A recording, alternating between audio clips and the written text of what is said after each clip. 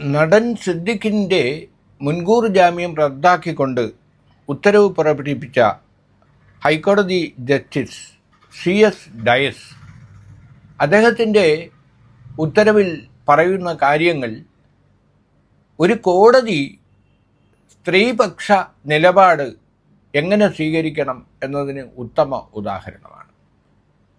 കാരണം സിദ്ദിഖിനെതിരെ ആരോപണം ഉന്നയിച്ച സ്ത്രീക്കെതിരെ സിദ്ദിഖിൻ്റെ അഭിഭാഷകൻ ഉന്നയിച്ച അധിക്ഷേപങ്ങൾ, അതിനെതിരെ വളരെ ശക്തമായ അഭിപ്രായമാണ് അല്ലെങ്കിൽ ഉത്തരവിൽ നിരീക്ഷണങ്ങളാണ് ജസ്റ്റിസ് പ്രകടിപ്പിച്ചത്. അപ്പോൾ അദ്ദേഹം പറയുന്നത് പീഡനത്തിനിരയാകുന്ന സ്ത്രീകളുടെ സ്വഭാവം മോശമാണ് എന്ന് പറയുന്നത് അവരെ അധിക്ഷേപിക്കുന്നതിന് തുല്യമാണ്.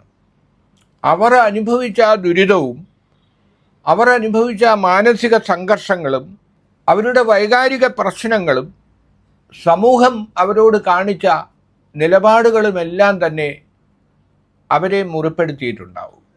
അതുകൊണ്ട് തന്നെ ആവണം പരാതി പറയാൻ കാലതാമസമുണ്ടായത്. അതൊരു കുറ്റമായി, അതൊരു അപാകതയായി ചൂണ്ടിക്കാണിക്കാനാവില്ല. ഹേമ കമ്മീഷൻ റിപ്പോർട്ട് കിട്ടിയ 5 കൊല്ലം അതിനെ ഒരു നടപടിയും എടുക്കാതെ മറച്ചുവെച്ച സർക്കാരിൻ്റെ പ്രവർത്തനം നിഗൂഢവും ദുരൂഹവുമാണ് എന്നാണ് കോടതി അഭിപ്രായപ്പെട്ടത്. 2 പ്രധാനപ്പെട്ട നടന്മാരെയാണ് കഴിഞ്ഞ ദിവസം ഹൈക്കോടതി മുൻകൂർ ജാമ്യം റദ്ദാക്കിയതോടെ ഒളിവിൽ പോയ സിദ്ദിഖ്, അമ്മയുടെ ജനറൽ സെക്രട്ടറി കൂടിയായിരുന്ന സിദ്ദിഖ്, അദ്ദേഹത്തിനെതിരെ വിമാനത്താവളങ്ങളിൽ ലുക്കൌട്ട് നോട്ടീസ് പോലീസ് പുറപ്പെടുവിച്ചു. ലുക്കൌട്ട് നോട്ടീസ് നേരത്തെ പുറപ്പെടുവിച്ചിരുന്നു.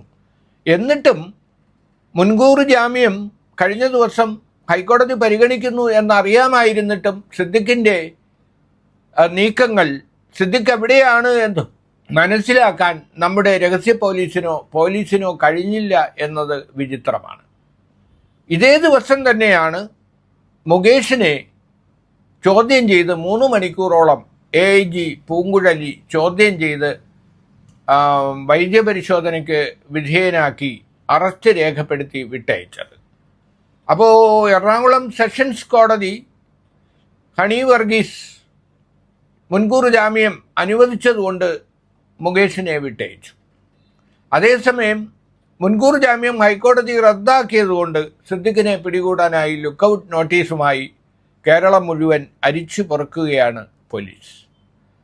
എന്തായാലും സ്ത്രീപക്ഷത്താണ്, സ്ത്രീകളുടെയും കുട്ടികളുടെയും പരിരക്ഷ ഉറപ്പാക്കും എന്ന് പറഞ്ഞുകൊണ്ട് 1ാം ഘട്ടത്തിലും 2ാം ഊഴത്തിലും ഭരണത്തിലെത്തിയ പിണറായി സർക്കാർ സ്ത്രീപക്ഷത്തല്ല എന്ന് അടിവരയിട്ട് പറയുന്നതാണ് ഹേമ കമ്മീഷൻ റിപ്പോർട്ട് പൂഴ്ത്തിവെച്ച നടപടി ദുരൂഹമാണ്, നിഗൂഢമാണ് എന്ന ഹൈക്കോടതിയുടെ വിലയിരുത്തൽ.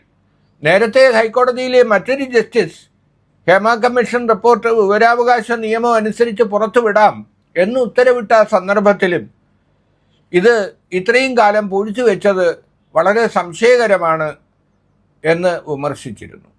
അപ്പോൾ അടിക്കടി വിമർശനങ്ങൾ നേരിട്ടിട്ടും ഹേമ കമ്മീഷൻ റിപ്പോർട്ടിൽ പരാതി നൽകിയ 19 ഇരകളുടെ പരാതിയുടെ പേരിൽ കേസെടുക്കാനും FIR രജിസ്റ്റർ ചെയ്യാനും പ്രതികളെ ചോദ്യം ചെയ്യാനും ഇനിയും വൈകുകയാണ്.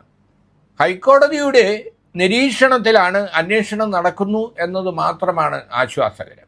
സുപ്രീം കോടതിയുടെ പല വിധികളും പരാമർശിച്ചുകൊണ്ടാണ് ഹൈക്കോടതി ജസ്റ്റിസ് CS ഡയസ് ഇക്കാര്യത്തിൽ സിദ്ദിഖിൻ്റെ മുൻകൂർ ജാമ്യ അപേക്ഷ നിരസിച്ചുകൊണ്ട് വിധി പറഞ്ഞത്. ഈ വിധി പുറത്തു വന്നതിൽ പരാതിക്കാരി സന്തോഷം പ്രകടിപ്പിച്ചു. അവർ പറഞ്ഞത് ലൈഫ് ഈസ് എ ബൂമറാങ് എന്നാണ്. What you give you get it. നിങ്ങൾ കൊടുക്കുന്നത് തന്നെ നിങ്ങൾക്ക് തിരിച്ചു കിട്ടും എന്നാണ് ഈ വിധി പുറത്തു വന്നപ്പോൾ നടി പ്രതികരിച്ചത്.